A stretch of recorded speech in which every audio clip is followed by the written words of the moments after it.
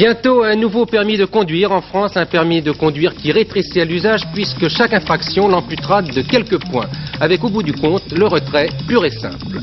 Réunion cet après-midi du premier comité interministériel du redéploiement industriel. Les ministres ont mis la dernière main à leur plan de bataille avant le voyage de Laurent Fabius en Lorraine. Dunlop France passe aux mains des Japonais. Après bien des hésitations, le gouvernement a donné ce matin son feu vert au groupe Sumitomo.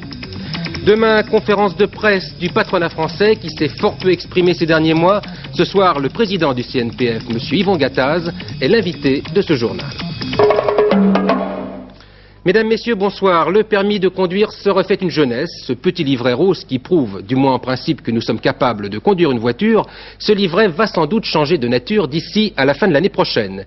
Il devrait céder la place à une nouvelle formule, au terme de laquelle chaque conducteur disposera d'un capital de points qui s'épuisera au fur et à mesure des infractions commises par son titulaire. C'est un peu la version moderne de la peau de chagrin évoquée dans les contes de fées. Cette décision a été prise à l'issue d'un comité interministériel au cours duquel d'autres mesures ont également été retenues. Elles concernent entre autres la formation des jeunes conducteurs et la simplification du permis moto. Tout de suite, le détail de ces propositions. La procédure de suppression temporaire du permis de conduire va changer. C'est le permis à points. Chaque conducteur disposera d'un capital de points pour une période donnée. À chaque infraction grave, l'administration supprimera des points. Arrivé aux 2/3 de son capital, le conducteur recevra un avertissement et subira des examens médicaux. Son capital épuisé, plus de permis. Pour qu'il lui soit restitué, le conducteur devra faire la preuve de son aptitude à conduire, c'est-à-dire examens médicaux, cours de conduite, recyclage. Ce qui revient en somme à passer de nouveau le permis. Éducation routière à l'école et conduite accompagnée dès l'âge de 16 ans. 40% des victimes d'accidents de la circulation ont moins de 25 ans. La formation des jeunes conducteurs est donc déterminante. L'éducation nationale va prendre en charge cette formation et il y aura même, dès 1985, un carnet d'éducation routière pour chaque élève. Expérience pilote dans les départements de l'Essonne et des Yvelines. Les jeunes de 16 ans pourront apprendre à conduire dans des voitures particulières à condition d'être accompagnés d'un adulte et d'avoir l'accord de leurs parents. Je dis qu'il faut être prudent et ne pas chanter victoire en disant demain le permis à 16 ans. Non, c'est une étape, c'est un test qui va être fait. Les résultats de ce test permettront de dire dans quelles conditions et sous quelle forme cette expérience pourrait être généralisée. La lutte contre l'alcool au volant sera intensifiée. Les chiffres, les données statistiques mettant en évidence la responsabilité de l'alcoolisme dans les accidents de la route seront largement diffusés. Campagne de sensibilisation par des spots télévisés sur le thème « Contrôlez-vous avant d'être contrôlé ». La mise en œuvre d'éthylotests affichant clairement le taux d'alcoolémie permettra aux personnes contrôlées de prendre conscience plus précisément des conséquences de leur consommation d'alcool. Dès ce mois-ci, les contrôles seront renforcés, notamment la nuit et le week-end. Contrôle de sécurité obligatoire, dans certaines conditions, pour les automobiles. Cette voiture vient d'être achetée par M. Pistier qui a eu la prudence, un peu tardivement, de faire effectuer un autobilan. Ce matin, j'ai un bilan qui est ici, voilà, et c'est marqué véhicule dangereux à la circulation. Après toutes les conclusions qu'ils ont tirées, enfin un bas de caisse complètement mort, moteur 100% usé, les pneus même pas de même dimension, fuite d'huile dans tous les azimuts, aussi bien le moteur que la boîte de vitesse. Enfin c'est dingue, c'est un véhicule qui ne peut pas rouler, c'est pas possible, c'est interdit. C'est pour éviter cela et pour éviter les accidents de la route dus au mauvais état des véhicules qu'il est question de rendre les contrôles de sécurité obligatoires, et cela dans 3 cas. Lors de la mise en vente d'un véhicule de plus de 5 ans, pour tous les véhicules démunis de carte grise, et enfin pour les véhicules gravement accidentés. Des contrôles moins systématiques donc que chez nos voisins comme la Belgique ou la République fédérale allemande, où les automobiles sont soumises à contrôle tous les ans ou tous les 2 ans. Mais pour instaurer des contrôles aussi systématiques chez nous, il faudrait multiplier par 4 ou 5 le nombre des centres de contrôle. Il y aura désormais 2 permis moto au lieu de 3. Le permis motocyclette légère, accessible à 16 ans, permettra la conduite de motos de 80 cm3 de vitesse limitée à 75 km/h. À 17 ans, ce même permis permettra la conduite de motos de 125 cm3, limitées à 13 chevaux, c'est-à-dire une vitesse maximale de 100 km/h environ. L'autre permis, accessible à 18 ans, permettra la conduite de l'ensemble des 2 roues. D'autre part, seules les motos de puissance inférieure à 100 chevaux seront autorisées à rouler. Enfin, des normes de sécurité plus rigoureuses seront exigées pour les casques. Voilà ce que l'on pouvait dire ce soir sur ce dossier qui nous intéresse tous, mais je vous le rappelle, il ne s'agit pour l'instant que de propositions. Les décisions définitives devraient être prises courant 1985. Après un week-end plutôt calme, l'actualité sociale a repris ses droits aujourd'hui avec toujours les retombées du plan acier. C'est ainsi que le premier comité interministériel chargé du redéploiement industriel, ce comité était réuni cet après-midi. L'occasion pour les ministres qui y participent de serrer les derniers boulons de leur plan acier à la veille du voyage en Lorraine de Laurent Fabius. Jean-Claude Renaud. C'est bien sûr le dossier Lorraine qui était au menu du premier comité interministériel consacré au redéploiement industriel dans les pôles de conversion. Sur les 12 ministres de ce super comité, 3 s'étaient fait représenter, mais Pierre Mauroy et Laurent Fabius sont arrivés ensemble, en tandem. Ils se sont toutefois retrouvés face à face autour de la table de réunion. C'est le Premier ministre qui a présidé, mais c'est le ministre de l'Industrie qui est chargé de préparer, d'instruire et de mettre en œuvre les décisions de ce comité. Et c'est bien sûr, en tout cas, Laurent Fabius qui demain aura la tâche difficile d'affronter les Lorrains chez eux. Il sera en effet à Metz pour rencontrer les responsables politiques régionaux ainsi que les représentants syndicaux et patronaux. Alors quelles décisions ont été prises ce soir? Max Gallo, le porte-parole du gouvernement, vient de nous dire qu'il ne les révélerait pas. Il a simplement confirmé qu'un 15e pôle de conversion allait être créé à Fos-sur-Mer. En tout cas, si des décisions concernant la Lorraine ont été prises ce soir, on peut penser que le ministre de l'Industrie les réserve pour ses interlocuteurs lorrains à Metz demain. Voilà, Bernard, ce qu'on peut dire ce soir à propos de ce premier comité. Alors précisément, Jean-Claude, Max Gallo vient tout juste de parler. Je vous propose d'écouter donc ce qu'il a dit à la sortie de ce comité interministériel consacré donc au plan acier. Nous écoutons Monsieur Gallo. Ce comité interministériel a été consacré essentiellement au pôle de conversion de la Lorraine. Mais dans l'ensemble, ces comités interministériels sont consacrés au pôle de conversion. Il a été précisé notamment qu'un 15e pôle de conversion serait fixé à Fos-sur-Mer. On a examiné les différents moyens susceptibles de créer en Lorraine des emplois, la question de la décentralisation de certaines administrations ou de services d'administration centrale a été envisagée et tout un ensemble de mesures mettant en œuvre à la fois la formation des hommes, je le répète, la décentralisation et la création des emplois ont été examiné. Ce plan acier a aussi son mode politique. Témoin cette petite phrase de Bertrand Delanoë qui met en garde le Parti communiste. Le secrétaire national du PS affirme en effet, et je le cite, « Ou bien le Parti communiste veut réussir avec nous, et il en aura les bénéfices avec nous, ou nous réussirons malgré lui, et il y laissera encore des plumes. Nous ne laisserons pas répandre un état d'esprit de défaite », a conclu M. Delanoë, qui a par ailleurs souligné que tous les militants socialistes approuvaient le président de la République. Alors du côté des communistes, on a pourtant, semble-t-il, choisi de mettre la pédale douce. André Lajoigny était en effet reçu tout à l'heure chez Pierre Mauroy, et en sortant, il a souhaité que la polémique ne l'emporte pas sur le désir d'union. Nous écoutons M. Lajoigny. Il n'y a pas contradiction entre notre soutien, notre appel à la mobilisation populaire et notre loyauté et notre engagement dans la majorité au gouvernement. Il s'agit d'une action tout à fait liée, interdépendante. Vous savez, vous ne m'entraînerez pas dans une polémique vis-à-vis du Parti socialiste. L'heure est à l'union. La tâche qui nous est impartie aux deux partis de la majorité, c'est d'opérer le rassemblement populaire pour aller de l'avant. Alors que la droite se mobilise, la droite s'unit, bien, il faut s'unir. Il faut s'unir évidemment pour l'application des engagements que nous avons pris ensemble et renouvelés encore il y a 4 mois. Alors ce n'est pas le moment de se lancer dans des polémiques. Mais il n'y a pas besoin de mise au net alors? J'ai dit que j'ai rappelé notre politique tout à l'heure, je crois qu'elle est nette. L'état d'esprit est moins serein, semble-t-il, du côté des jeunes communistes dont le nouveau secrétaire général, Jacques Perreux, a estimé tout à l'heure que le sentiment dominant, c'est l'exaspération. L'heure est maintenant à la révolte et à la colère pour les jeunes des secteurs en difficulté, estime par ailleurs M. Perreux. Social toujours, il s'agit encore des conséquences du plan Acier avec une manifestation à Fos-sur-Mer. Des incidents se sont en effet produits lors de l'ouverture de la session extraordinaire du Conseil régional.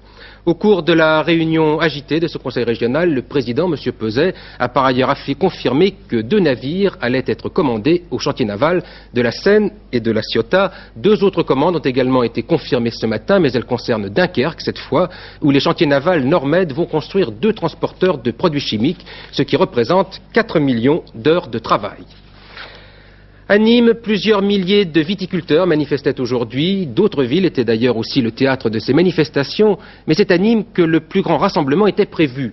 Les viticulteurs protestaient une nouvelle fois contre les règlements européens relatifs à la production viticole. Ils demandent notamment une augmentation de la distillation pour se débarrasser de leurs excédents. Les viticulteurs du Gard, de l'Hérault, de l'Aude, jusque-là calme et sérieuse, s'achèvent devant la préfecture. Alors que la dispersion est décidée, une poignée d'autonomes, mêlés à la foule, provoque les forces de l'ordre. Il y aura quelques incidents, mais sans gravité.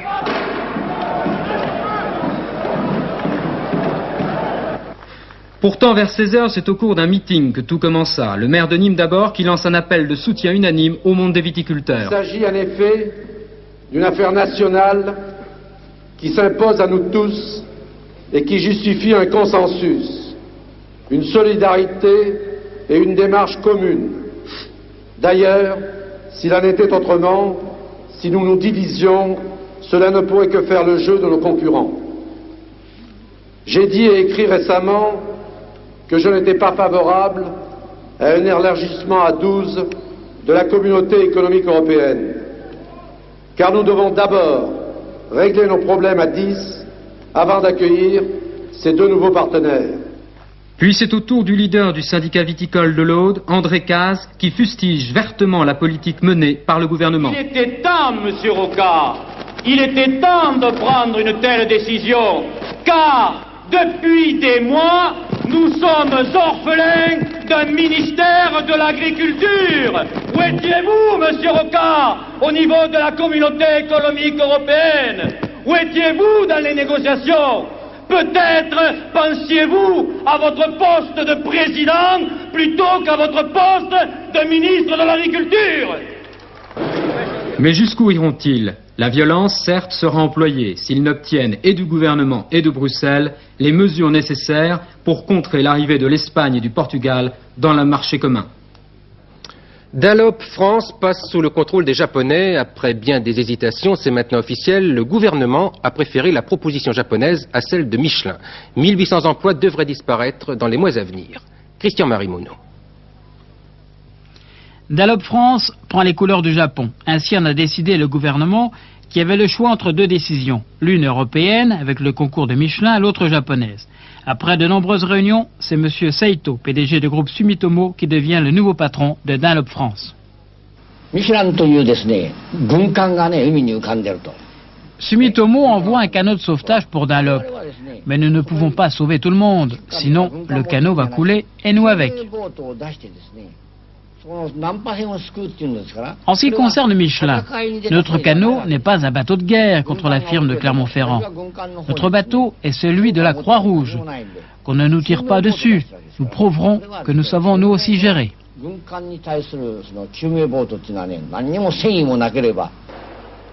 La solution japonaise a donc été retenue car plus intéressante sur le plan social. 1800 emplois seulement seront supprimés sur 5800. D'autre part, les Japonais ne sont pas trop gourmands sur le plan financier et ils s'engagent à investir très rapidement quelques 300 millions de francs. Les représentants du personnel s'étaient d'ailleurs rendus au Japon. Invités par le groupe Sumitomo, ils ne rejettent pas la solution japonaise. Mais la CGT, elle n'a pas être d'un côté favorable ou défavorable. La CGT, elle demande au gouvernement qui se prononce. On n'a pas choisi, nous, le repreneur, il n'y a que Sumitomo aujourd'hui. Oui, on le prend. Et on discute pour améliorer les propositions, c'est le sens d'aujourd'hui. La décision intervient 6 mois après le dépôt de bilan de Dunlop France. C'est Montluçon qui est le plus touché car le département en poids lourd sera fermé. Mais ce soir, on se déclarait soulagé par le choix du gouvernement car on craignait le pire. La situation sociale en France et l'état de l'industrie française ont suscité bien des réactions parmi les syndicats. Nous nous en sommes fait très largement l'écho ici même. Pourtant, un des partenaires sociaux est resté particulièrement discret, pour ne pas dire muet, ces derniers mois. Il s'agit du patronat français. Son président, M. Yvan Gattaz, est l'invité de ce journal à la veille d'une conférence de presse où le CNPF doit dévoiler les grandes lignes de son action à venir. Bonsoir, M. Gattaz. Bonsoir. Tout de suite, une réaction à chaud sur le plan acier. Vous n'avez jamais parlé de ce plan. Écoutez, nous ne parlons pas du plan acier, mais nous parlons de la Lorraine, des activités qui sont à régression en France de façon fréquente. Le drame de la sidérurgie et le drame de la Lorraine sont des drames graves pour la France. Mais je voudrais simplement dire que des Lorraines et des sidérurgies, il y en a beaucoup en France, beaucoup plus qu'on croit. Et la situation est peut-être plus grave qu'on le croit en général. Je crois que la situation de l'économie française est à regarder avec gravité, et je crois que les Français ont besoin aujourd'hui qu'on leur donne une voie à suivre, qu'on leur donne espoir et confiance, car aujourd'hui, ils sont un peu perdus par ce qu'ils constatent. Alors justement, M. Gattaz, la politique de rigueur amorcée par le gouvernement doit vous satisfaire, vous l'aviez souhaité à plusieurs reprises. Écoutez, c'est vrai que la rigueur était indispensable, elle était inévitable et nous l'avons dit, mais on ne peut pas la prolonger trop longtemps sous cette forme sans qu'il y ait des mesures d'incitation à une sorte de sursaut économique. Si nous avons peu parlé, comme vous l'avez dit tout de suite, c'est que d'abord nous avons réfléchi, nous avons fait une enquête et nous sommes arrivés à 3 constatations. D'abord, la situation économique est plus grave qu'on le dit, le tissu économique se déchire, les faillites augmentent, vous le savez. Deuxièmement, le chômage empire. Nous avons 58 000 chômeurs en plus rien que dans le seul mois de février. Et surtout au chômage des jeunes, ce qui est d'une extrême gravité. 900 000 jeunes au chômage depuis de moins de 25 ans, dont la moitié depuis plus d'1 an. Vous n'êtes pas les seuls à vous en préoccuper du chômage. Ah non, c'est vrai, mais nous en occupons beaucoup, croyez-le. Et troisièmement, nous avons l'impression que nos compatriotes sont aujourd'hui désorientés, perdus, sans objectif, et se demandent même pourquoi, à quoi vont servir leurs efforts et leurs sacrifices. Et nous pensons qu'aujourd'hui, il faut un sursaut économique. Si nous ne voulons pas rester à la traîne des pays modernes, en particulier dans le domaine économique, il faut certainement aujourd'hui donner des objectifs nouveaux et en particulier un sursaut par l'investissement et par un changement total de la fiscalité des entreprises qui est démotivante, répressive, alors qu'il faut une fiscalité incitative comme dans tous les pays modernes. Notamment. Entre autres, mais il n'y a pas que ça. Je vais demain, au cours de la conférence de presse, faire des propositions précises dans le domaine fiscal pour montrer qu'il est possible, sans un coût anormal pour notre pays, de relancer les investissements qui feront les emplois de demain. Alors, si le gouvernement vous entend et vous suit, qu'est-ce que vous proposez en échange vous-même? Écoutez, nous disons que les chefs d'entreprise d'abord sont prêts à investir. Prêts. Il y a même un frémissement aujourd'hui, vous le savez, on dit les investissements repartent. Non, n'exagérons pas. Il y a une volonté de réinvestir de la part de tous les chefs d'entreprise qui ne baissent pas les bras, mais nous n'avons pas les moyens financiers. Il y a déjà de bonnes intentions, croyez-le. Mais surtout, nous sommes prêts à lutter contre le chômage avec efficacité. Avec des propositions précises? Des propositions précises. Dès demain, je les ferai, mais je peux déjà vous dire que, en ce qui concerne par exemple les stages des jeunes, nous étions engagés à prendre 300 000 jeunes par an, rien que par des stages de formation alternée, moitié formation, moitié entreprise. Malheureusement, vous savez qu'une loi est venue contrecarrer les accords que nous avions pris avec les syndicats en octobre. Ça va redescendre de 300 000 à 26 000. Et ça, c'est déjà dramatique. Deuxièmement, nous allons négocier avec les syndicats dans les semaines qui viennent sur la flexibilité des entreprises. Et troisièmement, demain, je vais proposer quelque chose de nouveau, des emplois nouveaux à contrainte allégée. C'est-à-dire? Des ENCA, emplois nouveaux à contrainte allégée. Il y a actuellement en France encore des emplois disponibles. Mais ces emplois, ils sont barrés par des barrières administratives, fiscales, sociales, des contraintes de tous ordres, plus les contraintes psychologiques qui existent également. Il faut lever ces contraintes et nous disons qu'il y a actuellement 400 000 emplois à créer, mais très rapidement, en quelques mois, avec 5 conditions que je vous dis. Il faut faire des emplois à contrainte allégée pendant 5 ans. Il faut que ces emplois ne change pas l'effectif théorique de l'entreprise, en particulier n'augmente pas les seuils de 10 à 50, vous le savez. Troisièmement, il faut que ces emplois n'aient pas de charges sociales assis sur les salaires, et enfin qu'on puisse, sur ces emplois-là, les supprimer pour des raisons économiques, si besoin était, sans autorisation administrative préalable. Voilà. À ces conditions, vous vous engagez donc à créer 400 000 emplois. 400 000 emplois, tout de suite. C'est un engagement de votre part. Un engagement de notre part, nous garantissons le succès. Ces mesures ont d'ailleurs été expérimentées sous des formes diverses dans différents pays. Ils ont toujours réussi. Nous nous portons garant. Nous savons créer 400 000 emplois. Nous savons faire la relance par la reprise de l'investissement. Qu'on nous croit, nous pensons être expert dans la gestion des entreprises, mais nous le disons, la situation est grave, il faut donner à nouveau espoir et confiance aux Français. Merci Monsieur Gattaz, merci. Une commission d'enquête est partie pour déterminer les circonstances dans lesquelles 9 soldats français ont été tués samedi au Tchad, près d'Oumchalouba, à proximité de la fameuse ligne rouge. Des circonstances qui semblent bien difficiles à préciser si l'on en juge par les différents communiqués publiés depuis hier. L'une des raisons invoquées par le ministère de la Défense tient au rôle même que remplit l'armée française dans la région. Un rôle que va nous expliquer Gérard Inet, mais auparavant Hervé Brusini, qui est à N'Djamena, nous donne les dernières informations qu'il est parvenu à rassembler sur cet accident. Nous venons tout juste de rencontrer le général Poli, le patron des troupes françaises au Tchad. Il nous a déclaré que la commission d'enquête était déjà sur le terrain. En fait, a-t-il ajouté, aucune information précise n'a pu être tout de suite communiquée sur ce qui s'est réellement passé, car tous les hommes de la patrouille ont été mis hors d'état de dire quoi que ce soit. 9 sont morts. Quant aux 6 autres, sont grièvement blessés, mais ce soir hors de danger. Et selon le général Poli, ce sont les seuls témoins. En fait, c'est une seconde patrouille, par l'absence prolongée du premier détachement, qui aurait découvert les corps des soldats français.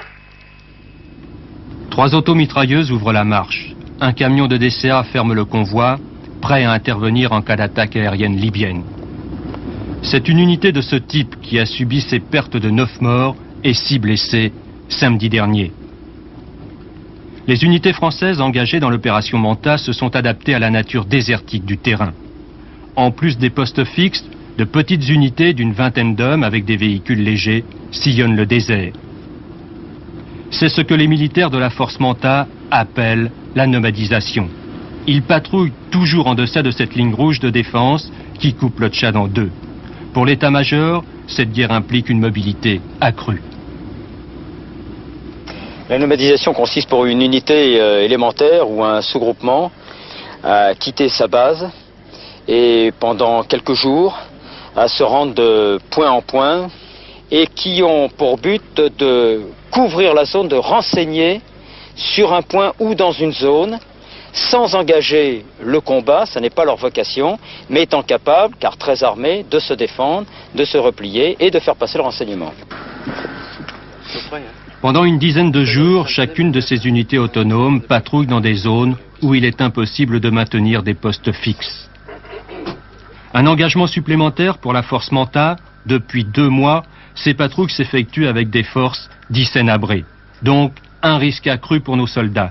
Certes, les unités françaises ont reçu l'ordre de se retirer en cas d'attaque, mais pratiquement le pourront-elles en plein combat.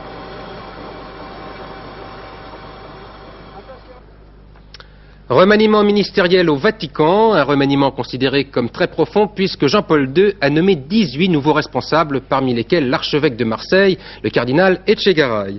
Et puis surtout, le pape a renoncé à s'occuper de la gestion de l'État du Vatican. Il a confié au cardinal Casaroli le mandat de s'occuper de cette fonction temporelle. Le Saint-Père entend ainsi pouvoir consacrer tout son temps à ses responsabilités spirituelles. C'est une décision sans précédent.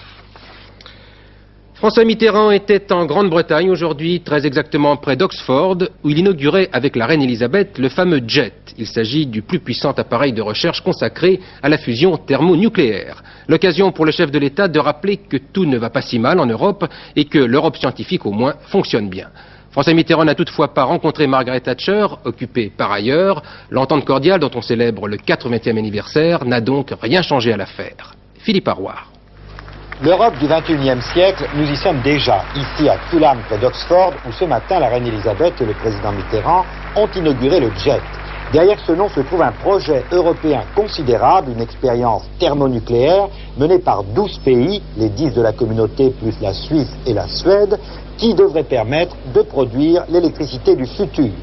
L'enjeu de ces grands projets européens, c'est la clé de la croissance économique de demain, devait préciser M. Mitterrand, qui a cité l'Airbus, le programme Esprit pour les technologies de pointe et le développement des réacteurs rapides.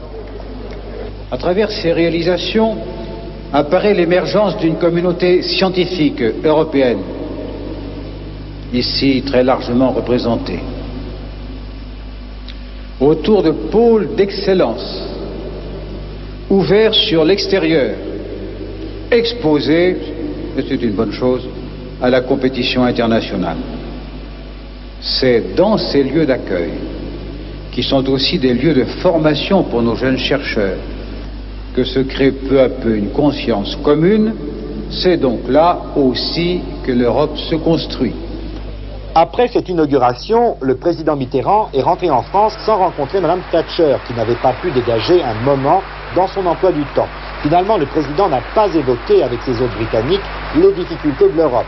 La journée aura été axée uniquement sur une Europe qui marche et plutôt bien, l'Europe scientifique et technologique. Mais après tout, qui s'en plaindra ? C'est la liste d'opposition qui a finalement gagné l'élection municipale de Sète. Il s'agissait de la seule ville remportée en mars par l'opposition dont les résultats avaient été invalidés pour un défaut de procédure. L'opposition s'est donc maintenue à l'issue de ce troisième tour. Paul Amar nous brosse maintenant le portrait du vainqueur et décrit les raisons de son succès. Le vainqueur, Yves Marchand, 38 ans.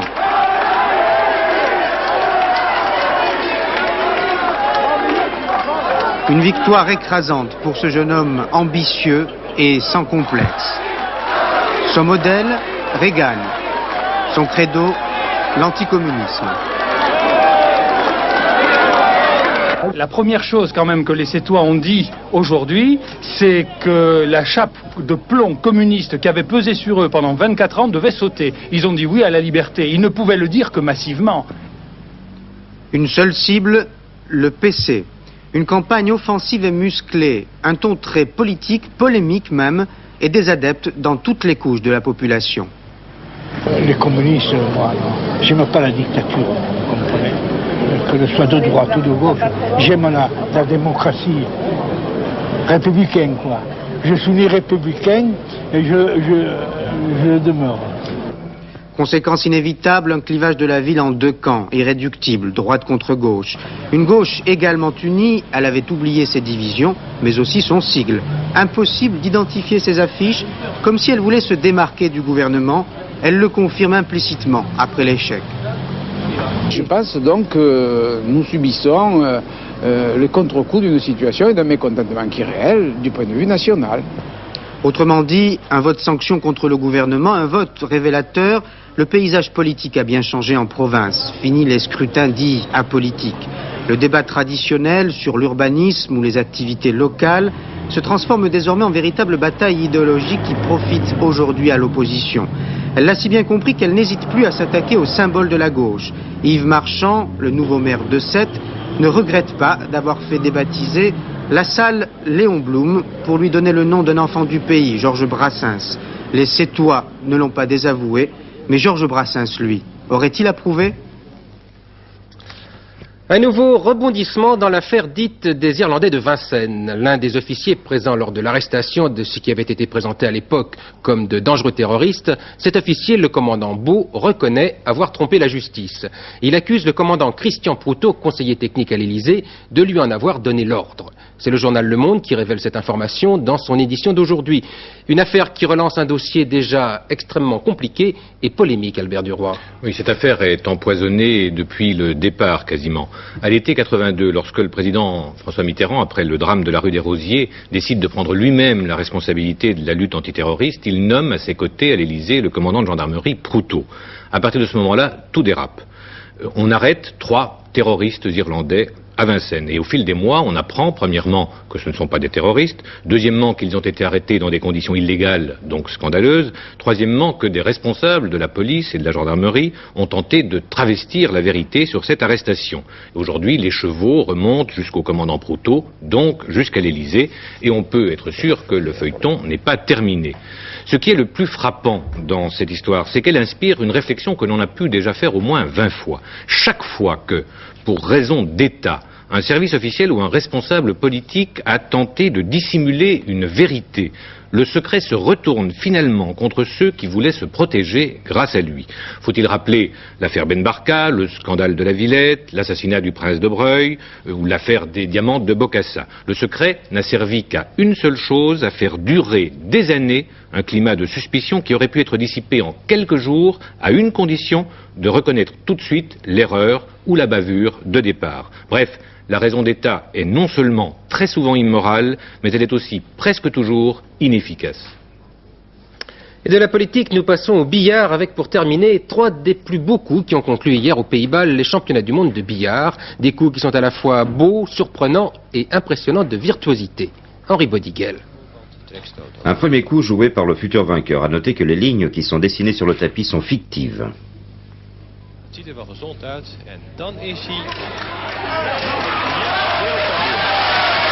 Et le Belge Steylert, félicité par le troisième, le Français Corin, qui va jouer son dernier coup.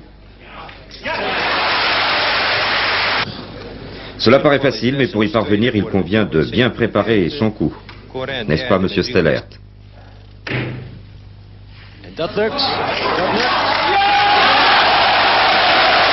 Bravo, bravo, monsieur le champion. Et pour le plaisir, nous revoyons au ralenti ce coup superbe. Geeft er extra glans aan door de kopstoot van figuur 76 te realiseren. Hij is de ware wereldkampioen in Heeswijk-Dinter. Ah oui, c'est trop tard les gars. La météo maintenant avec Brigitte Simonetta. Et sans plus tarder, un coup d'œil sur la carte de demain. Le matin, brouillard sur la moitié nord, brume sur la moitié sud. L'après-midi, beau temps à l'ouest, beau temps au sud, beau temps sur la Corse, mais toujours alternance de nuages et d'éclaircies sur le quart nord-est. Les températures sont en hausse de 10 à 12 degrés sur la moitié nord, de 10 à 18 degrés sur la moitié sud. Demain, mardi 10 avril, le soleil se lèvera à 7h09, se couchera à 20h35. Nous fêterons les Fulbert. Fin de ce journal, aux environs de 23h, vous retrouverez Hervé Claude. Demain, 12h45, Daniel Bilalian. 18h30, C'est la vie, Jean-Claude Alanigue. Je vous souhaite une excellente soirée et je vous retrouverai demain à 20h. Bonsoir.